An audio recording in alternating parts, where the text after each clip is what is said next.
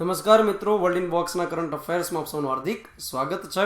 તાજેતરમાં આરબીઆઈના 25મા ગવર્નર તરીકે શક્તિકાંત દાસની નિમણૂક કરવામાં આવી.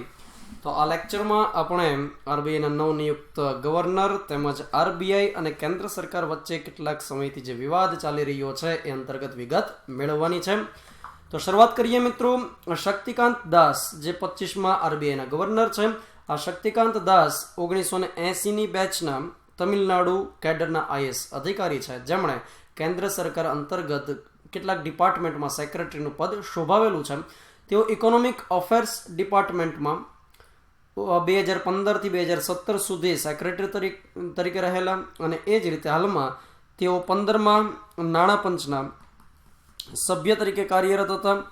15મું નાણાં પંચ NK સિંઘ નંદકિશોર સિંઘની અધ્યક્ષતા હેઠળ રચાયેલું છે, એ વિગત આપણે યાદ રાખીએ. સાથે જ આર્જેન્ટિનામાં જે G20 સમિટનું આયોજન થયું તેમાં એ ભારતના રિપ્રેઝેન્ટેટિવના હેડ તરીકે કાર્યરત હતા. અને મિત્રો યાદ રાખીએ કે જે હેડ હોય તેમને શેરપા તરીકે ઓળખવામાં આવતા હોય છે. તો આ વિગત શક્તિકાંત દાસ અંતર્ગત હતી.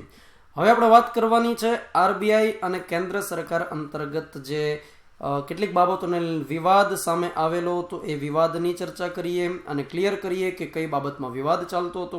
મુખ્યત્વે 3 બાબતો તેમાં સામે આવેલી. એક હતી દેશમાં વધતી જતી NPA, ત્યાર પછી એક બીજી વિગત હતી પ્રોમ્પ્ટ કરેક્ટિવ એક્શન PCA, અને ત્રીજી વિગત હતી ડિવિડેન્ડ. NPA નો મતલબ આપણે સૌ જાણીએ છીએ, નોન પરફોર્મિંગ એસેટ, એટલે કે સરકારી બેંક જ્યારે કોઈ પ્રાઇવેટ કંપનીને લોન આપશે અને એ લોન રિકવર નહીં થાય, એટલે કે બેડ લોન બની જશે, તો એને આપણે NPA કહેશું. દેશની અંદર કેટલાક એવા બેંક ફ્રોડ સામે આવ્યા, જેમાં વિજય માલ્યા, નીરવ મોદી, મેહુલ ચોકસી વગેરે કેટલાક વ્યક્તિઓના નામ સામે આવ્યા. અને છેલ્લે પંજાબ નેશનલ બેંકનું જે 13,000 કરોડનું કૌભાંડ સામે આવ્યું, તો એ અંતર્ગત ઓક્ટોબર મહિનામાં નાણામંત્રી અરુણ જેટલીએ આરબીઆઈ સામે આંગળી ચીંધીને કીધું કે જ્યારે PNBનું આવડું મોટું કૌભાંડ થયું ત્યારે આરબીઆઈ શું કરતી હતી, એટલે કે આરબીઆઈ ઉપર ક્વેશ્ચન માર્ક કરવામાં આવ્યો. તો આરબીઆઈ સામે જવાબ આપ્યો કે કોઈ પણ સરકારી બેંક હશે તેમની રૂટીન કામગીરી, એટલે કે કઈ કંપનીને લોન દેવાની, કેટલી દેવાની વગેરે, એમાં આરબીઆઈ સતત રહેતું નથી. તો આ રીતે આરબીઆઈ અને કેન્દ્ર સરકાર વચ્ચે NPAને લઈ અને વિવાદ થવાનું શરૂ થયું, જેમાં આરબીઆઈના ડેપ્યુટી ગવર્નર વિરલ આચાર્યે એ પ્રકારે કમેન્ટ આપી કેન્દ્ર સરકારને ધ્યાનમાં રાખીને કે કેન્દ્ર સરકાર આરબીઆઈ સાથે 2020 મેચ રમવાનું બંધ કરે.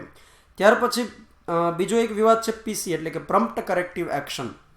આનો મતલબ શું થશે, તો કે જ્યારે કોઈ સરકારી બેંક પ્રાઇવેટ કંપનીને લોન આપશે અને એ લોન ભરપાઈ નહીં થાય, તો એ સરકારી બેંક છે એ નબળી બની જશે. અને નબળી બની જશે એટલે શું થશે કે હવે એ આગળ અન્ય કોઈ કંપનીને લોન આપી શકવી જોઈએ નહીં, અને એટલા માટે એને PCA અંતર્ગત સામેલ કરવામાં આવે. હાલમાં ટોટલ 11 સરકારી બેંકોને PCAમાં સામેલ કરવામાં આવી છે. અને એ અંગેનો નિર્ણય કોણ લઈ શકશે, તો કે આરબીઆઈ લઈ શકશે. અને મિત્રો યાદ રાખીએ કે ભાઈ PCA છે એમાં નબળી બેંકોને સામેલ કરવામાં આવશે. ફોર એન એક્ઝામ્પલ કે કોઈ બેંકની પાસે 100 કરોડની મૂડી છે અને એમાંથી એ કોઈ પ્રાઇવેટ કંપનીને 40 કરોડની લોન આપી દે છે.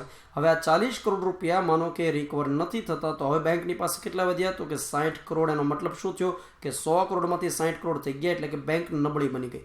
હવે આ 60 કરોડને અન્ય કોઈ કંપનીને લોન સ્વરૂપમાં આપશે નહીં અને એને PCAમાં સામેલ કરવામાં આવશે. એનો મતલબ શું થયો કે 60 કરોડ રૂપિયા શું થઈ ગયા, ત્યાં ફ્રીઝ થઈ ગયા, એટલે કે 60 કરોડ રૂપિયા રિઝર્વ થઈ ગયા, માર્કેટમાં ફરશે નહીં. તો કેન્દ્ર સરકારનું કહેવું એમ છે કે 60 કરોડ રૂપિયા જે ફ્રીઝ થઈ જાય છે એ થવા જોઈએ નહીં, માર્કેટમાં ફ્લો કરવા જોઈએ, તો માર્કેટ આગળ ચાલશે. અને એક ત્રીજો વિવાદ હતો ડિવિડેન્ડ અંગેનો, એટલે કે જ્યારે આરબીઆઈની પાસે કોઈ નાણું રિઝર્વ થયેલું પડ્યું છે, કોઈ બોન્ડ સ્વરૂપમાં કલેક્ટ કરાયેલું છે અથવા તો અન્ય કોઈ રીતે રિઝર્વ થયેલું છે, તો એને કેન્દ્ર સરકારને વાપરવા માટે આપતી હોય છે. અને 2017 દરમિયાન કેન્દ્ર સરકારને 30,000 કરોડ રૂપિયા વાપરવા માટે મળ્યા. જ્યારે કેન્દ્ર સરકારને અપેક્ષા કેટલી હતી, તો કે 55 થી લઈને 60,000 કરોડની અપેક્ષા હતી. હવે જ્યારે આટલી મોટી અપેક્ષા હોય માત્ર મળે આટલા જ કરોડ, તો પછી ઓબ્વિયસ છે કે કેન્દ્ર સરકારને ગમે નહીં. તો એ બાબતને લઈને વિવાદ સામે આવ્યો. સાથે મુખ્ય વિવાદનું કારણ શું હતું તો કે આરબીઆઈ એક્ટ 1934 ની એક કલમ છે, કલમ નંબર 7. આ કલમ નંબર 7 શું કહે છે તો કે જ્યારે કોઈ દેશહિત અથવા તો જનહિતનો મુદ્દો હોય તો એવા સમયે આરબીઆઈને કેન્દ્ર સરકાર શું કરશે તો કે સલાહ આપી શકશે, સૂચન આપી શકશે, જરૂર પડશે તો આદેશ આપી શકશે, અને જો એથી વધારે જરૂર પડે તો શું કરશે, આરબીઆઈ જે કોઈ પણ પ્રકારની સત્તા ધરાવતી હોય એ કેન્દ્ર સરકાર પોતે હસ્તગત કરી શકશે. આરબીઆઈના અત્યાર સુધીના ઇતિહાસમાં કલમ નંબર 7નો કોઈ સરકાર ઉપયોગ કર્યો નહોતો, પરંતુ તાજેતરમાં શું થયું તો કે ઓક્ટોબર મહિનામાં અલગ અલગ 3 વખત કેન્દ્ર સરકારે લેટર લખી આરબીઆઈને સલાહ અને સૂચન આપી. મિત્રો યાદ રાખો, કોઈ આદેશ આપવામાં નહોતો આવ્યો, પરંતુ તેમ છતાં આરબીઆઈ છે તેમની સ્વતંત્રતા ઉપર ચોક્કસથી પ્રશ્નો ઊભા થયા. જ્યારે આરબીઆઈ એક સ્વતંત્ર સંસ્થા હોય, એક ઓટોનોમસ બોડી હોય, અને જો કેન્દ્ર સરકાર આ પ્રકારે તેમને આદેશ આપી શકે અથવા તો તેમની સત્તા હસ્તગત કરી શકે એ પ્રકારની જોગવાઈ હોય તો ચોક્કસથી આરબીઆઈની સ્વતંત્રતા ઉપર સવાલ ઊભા થતા હોય છે. અને આ અગાઉ પણ એમની સ્વતંત્રતા ઉપર સવાલ ઊભા થયેલા જ્યારે વાય.વી. રેડ્ડી આરબીઆઈના ગવર્નર હતા, અને તેમણે તો એકવાર મજાકમાં પણ કીધેલું કે ભાઈ હા, હું નાણાં મંત્રાલય પાસેથી મંજૂરી લઈને આવ્યો છું, અને એમણે જ કીધું છે કે આરબીઆઈ સ્વતંત્ર છે. તો જો કે એ તો એક મજાકની વાત હતી, પરંતુ આરબીઆઈ અને સરકાર વચ્ચે વિવાદની ઘટના અગાઉ પણ ઘટેલી. હવે આ જે કાંઈ વિવાદ હોય એના કારણે તાજેતરમાં શું બન્યું તો કે 24માં ગવર્નર તરીકે કાર્યરત એવા ઉર્જિત પટેલે રાજીનામું સોંપ્યું. અને આ જે ઉર્જિત પટેલે રાજીનામું સોંપ્યું એમણે અંગત કારણને આગળ ધર્યું છે, પરંતુ અંગત કારણ શું હોઈ શકે આપણે સૌ જાણતા હોઈએ. ઉર્જિત પટેલ અંગે જો આપણે વિગત મેળવીએ તો ઉર્જિત રવિન્દ્ર પટેલ એમનો જન્મ 1963ના રોજ કેન્યાના નેરોબી ખાતે થયેલો, પરંતુ તેઓ મૂળ ગુજરાતી છે. મૂળ ગુજરાતી એટલે ક્યાંના તો કે ખેડા જિલ્લાના મહુધા ગામના તેઓ મૂળ વતની છે. Urjit Patel London school of ઇકોનોમિક્સમાંથી પોતે શિક્ષણ મેળવે છે, અને ત્યાર પછી 1990માં IMF એટલે કે ઇન્ટરનેશનલ મોનેટરી ફંડ ખાતે જોડાય છે. અને જ્યારે તેઓ ત્યાં આગળ કાર્યરત હોય છે એવા સમયે 2 વર્ષના ડેપ્યુટેશન પીરિયડમાં આરબીઆઈના સલાહકાર તરીકે જોઈન્ટ થાય છે. ત્યાર પછી તેઓ નાણાં મંત્રાલય સાથે સલાહકારની ભૂમિકા નિભાવે છે.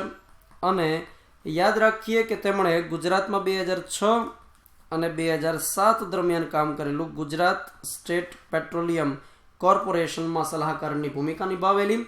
અને ત્યાર પછી વર્ષ 2013માં તેમને આરબીઆઈના ડેપ્યુટી ગવર્નર તરીકે નિયુક્ત કરવામાં આવે છે. અને ત્યાર પછી 4 સપ્ટેમ્બર 2016ના રોજ તેમને આરબીઆઈના ગવર્નર તરીકે નિયુક્ત કરાય છે.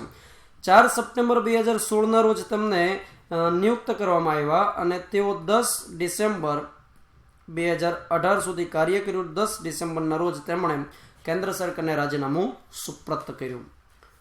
તો આવા 1990 પછીના પ્રથમ ગવર્નર છે કે જેમણે પોતાનો કાર્યકાળ પૂર્ણ થાય એ પહેલા જ રાજીનામું સોંપ્યું હોય. ત્યાર પછી મિત્રો આપણે આરબીઆઈ અંતર્ગત વિગતો મેળવીએ કે આરબીઆઈ શું છે. તો કે આરબીઆઈ એક સેન્ટ્રલ બેંક છે, અથવા તો જેને આપણે બેંકોની બેંક કહેતા હોઈએ, જેની સ્થાપના એક ઓટોનોમસ બોડી તરીકે 1934ના એક્ટ અંતર્ગત થયેલી. અને 1934માં એક એક્ટ આવેલો જેની સ્થાપના 1 એપ્રિલ 1935ના રોજ થયેલી. મિત્રો યાદ રાખો કે સવાલ ચોક્કસથી બની શકે ક્લાસ 1-2 પરીક્ષામાં કે 1934નો જે એક્ટ હતો તેમાં કેટલી કલમો અને કેટલા પરિશિષ્ટ હતા. તો 61 કલમો હતી અને તેમાં 4 જેટલા પરિશિષ્ટ રહેલા છે. પરિશિષ્ટ એટલે કે અનુસૂચિ અથવા તો શેડ્યુલ તરીકે આપણે ઓળખીએ. આરબીઆઈની સ્થાપના 1935માં થઈ ત્યારે તેનું વડું મથક કોલકાતા ખાતે હતું. આગળ જતા 1937માં તેને મુંબઈ ખાતે ખસેડવામાં આવ્યું. તો હાલમાં તેનું વડું મથક મુંબઈ ખાતે રહેલું છે. આરબીઆઈનું રાષ્ટ્રીયકરણ 1949માં કરવામાં આવ્યું, એટલે કે તેમને કેન્દ્ર સરકાર હસ્તકની બેંક બનાવી દેવામાં આવી. આરબીઆઈનું મુખ્ય કાર્ય આપણે જો જોઈએ તો તેનું કામ છે મોનેટરી પોલિસીસ બનાવવાનું. યાદ રાખો કે પોલિસી 2 પ્રકારની હોય છે, એક ફિસ્કલ પોલિસી અને એક મોનેટરી પોલિસી. ફિસ્કલ પોલિસી અંતર્ગત ટેક્સનું માળખું ડિસાઇડ કરવાનું હોય છે જે કેન્દ્ર સરકાર કરતી હોય છે, અને મોનેટરી પોલિસી અંતર્ગત અલગ અલગ પ્રકારના રેટ નક્કી કરવામાં આવે, જેમ કે bank rate, repo rate, reverse repo rate, SLR, MSF વગેરે. તો મોનિટરી પોલિસી ડિસાઇડ કરી અને તે માર્કેટને સ્ટેબલ બનાવવાનું કામ કરતી હોય છે. માર્કેટમાં જે ચલણ છે, ચલણી નાણું છે, એને ફ્લો કરાવવાનું કામ કરતી હોય છે. અને RBI શું કરે છે તો કે તમામ પ્રકારની ચલણી નોટ પર RBIના ગવર્નરની સાઇન હોય છે, સિવાય કે ₹1ની નોટ પર કોની સાઇન હોય છે તો કે નાણાં સચિવની સાઇન રહેતી હોય છે. હવે મિત્રો આપણે વાત કરીએ RBIના સ્ટ્રક્ચર વિશે. તો RBIના સ્ટ્રક્ચર કંઈક આ પ્રકારનું છે. એક ગવર્નર હોય છે અને અન્ય 4થી વધે નહીં તેટલા ડેપ્યુટી ગવર્નર હોય છે. અને તેમનો કાર્યકાળ સામાન્ય રીતે કેટલો હોય છે તો કે 3 વર્ષનો હોય, પરંતુ કેન્દ્ર સરકારને 2 વર્ષ માટે એક્સટેન્ડ કરી શકે, એટલે કે 5 વર્ષથી વધે નહીં તેટલો તેમનો કાર્યકાળ રહેતો હોય છે. યાદ રાખો કે કેન્દ્ર સરકાર દ્વારા તેમની નિયુક્તિ થતી હોય છે. ત્યાર પછી અન્ય વાત કરીએ તો એમાં કેટલાક નોન ઓફિશિયલ મેમ્બર પણ હોય છે, જેમાં 10 સભ્યો છે એ કેન્દ્ર સરકાર દ્વારા અલગ અલગ ફિલ્ડમાંથી નિષ્ણાત વ્યક્તિઓને લેવામાં આવે. સાથે 2 વ્યક્તિ છે એ ગવર્મેન્ટ ઓફિશિયલ હોય છે, એટલે કે ગવર્મેન્ટમાં કામ કરતા અધિકારીઓ હોય છે. અને યાદ રાખીએ RBIના 4 લોકલ બોર્ડ્સ આવેલા છે, જેમાં એક મુંબઈ ખાતે છે, એક કોલકાતા ખાતે છે, એક ચેન્નઈ ખાતે છે અને એક દિલ્હી ખાતે છે. અને દરેક લોકલ બોર્ડમાં એક ગવર્નર હોય છે. અને RBIની બોડી અંતર્ગત આ તમામ લોકલ બોર્ડના ગવર્નરનો સમાવેશ થતો હોય છે.